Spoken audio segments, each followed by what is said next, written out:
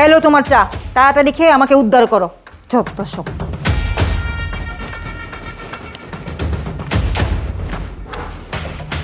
Sir sir আপনি চা খায়েন না স্যার। স্যার এই চা আপনি খায়েন না। আরে এই কি হয়েছে তোর? এ চা খাবো না কেন আমি? স্যার এই চা আপনি কেন খাবেন না সেটা আমি পরে বলতেছি। যদি আপনি এই চা খান তাহলে আপনার একটা বড় ধরনের ক্ষতি হয়ে যাবে। স্যার আপনার আমি অনুরোধ করতেছি আপনি এই চা খায়েন না। এই ছোট লোকের বাচ্চা, এই আমি কি খাবো না খাবো এটা কি আমি তোকে জিজ্ঞাসা করবো রে? এই এই সর সর সর, ছোট লোকের বাচ্চা সর। সাহস কত বড়, আমাকে বলে আমি এই চা খাবো না। এই আমি কি খাবো না খাবো এটা আমি বুঝবো, তোর কাছ থেকে পরামর্শ নেবো রে? এই ছোট লোকের বাচ্চা, আমার ওয়াইফ আমাকে চা দিয়ে গেছে আর তুই বলতেছিস এই চা খাইলে আমার ক্ষতি হবে? ছোট লোকের বাচ্চা, তোর সাহস কি করে হয় এই কথা বলার? ছোট লোকের বাচ্চা।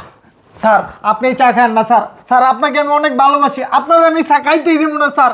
স্যার আপনি আমার মারেন কাটেন যাই ইচ্ছা তাই করেন, স্যার আমি বেঁচে থাকতে আপনাকে এই চা খাইতে দিব না।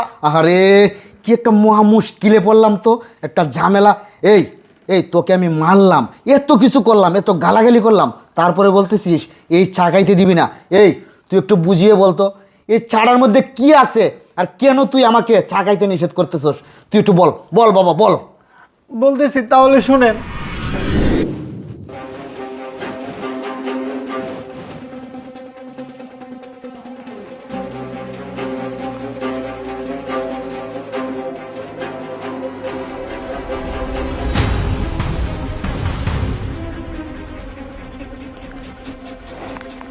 হ্যাঁ হ্যালো মা, এবার কাজ হয়ে যাবে। তুমি জেনে জেনে বলছো, আমি অমনি কাজটা করছি। আজকে আমার হাত থেকে কিছুতেই বাঁচতে পারবে না। তুমি একটু অপেক্ষা করো, আমি একটু পরেই তোমাকে ফোন দিব। ঠিক আছে মা, ঠিক আছে, রাখো রাখো।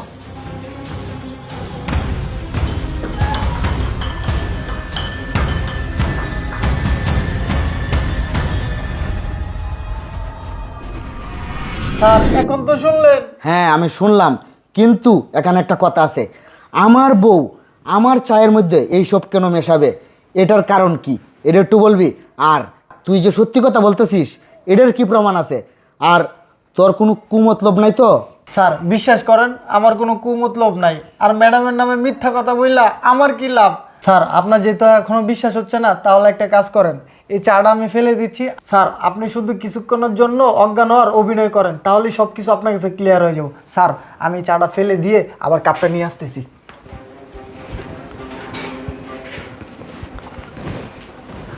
স্যার এই যে কাপটা রেখে গেলাম, আমি আশেপাশে আছি।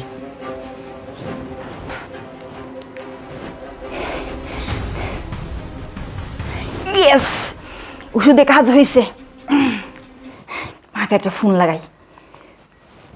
হ্যালো মা, এবার মা কাজ হয়ে গেছে।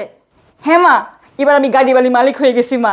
তোমরা তাড়াতাড়ি করে ভাই আব্বা আম্মা সবাই তুমি তাড়াতাড়ি চলে আসো বাসায়। হ্যাঁ মা তাড়াতাড়ি আসো, তোমরা আর গ্রামে থাকিয়া কোনো কষ্ট করতে হইব না। এবার আমি কুটিপুতি হয়ে গেছি, তাড়াতাড়ি চলে আসো মা। এই লাশটাকে সরাইতে হবে, আমি তো একা একা সরাইতে পারবো না। হ্যাঁ তাড়াতাড়ি আসো। আচ্ছা ঠিক আছে, লাশ সরাইতে আমি সাহায্য করবাম না তোমরা রে। তো তুমি তার মানে তুমি মরো নাই? না আমি মরি নাই, আমি জানি আমি মারা গেলে তুই অনেক খুশি হইতি। এই ছোট লোকের বাচ্চা, তুই এই কাজটা কিভাবে করলি? সামান্য কিছু টাকার লোভে তুই এমন কাজটা করতে পারলি? এই তোর কিসের অভাব ছিল রে? তোকে তো আমি অনেক টাকা পয়সা দিয়ে রাখছি, টাকা পয়সা সোনা দানা কোনো কিছুর অভাব রাখি নাই। এই তারপরেও তুই এই কাজটা কিভাবে করলি? এই তুই ছিলি গ্রামের একজন কৃষকের মেয়ে, আমি তোকে সহজ সরল মনে করে তোকে আমি আমার এই রাজপ্রাসাদের মতো বাড়িতে জায়গা দিয়েছি, আর তুই নাকি টাকার লোভে অর্থের লোভে এই কাজটা করতে পারলি? এই কথায় আছে না, ছোটো জাত ভালো কিন্তু ছোটো লুক ভালো না। তুই তো আসলে একটা ছোটো লোক। এই আমি আসলে তোর সাথে শুধু শুধু কথা বলতেছি, তোর সাথে কথা বলিয়া আমি আমার সময় নষ্ট করতে চাই না। আমি আমি তোর উপযুক্ত ব্যবস্থা করতেছি। আমি পুলিশকে ফোন দিয়েছিলাম, পুলিশ মনে হয় ইতিমধ্যে চলে আসতেছে। প্লিজ আমাকে ক্ষমা করে দাও, আমাকে পুলিশে দিও না, আমাকে মাফ করে দাও। না না না, তোর মতো ছোট লোককে ক্ষমা করে আমি দ্বিতীয়বার আর ভুল করতে চাই না। তোকে আমি পুলিশে দিয়ে দিব, সেখানে তোর ব্যবস্থা হবে। যতক্ষণ পর্যন্ত পুলিশ না আসবে ততক্ষণ পর্যন্ত তুই এই ঘরে বন্দি থাকবি। না এই শোনো শোনো শোনো, প্লিজ প্লিজ দরজা লাগে না, তুমি শোনো আমার কথা শোনো।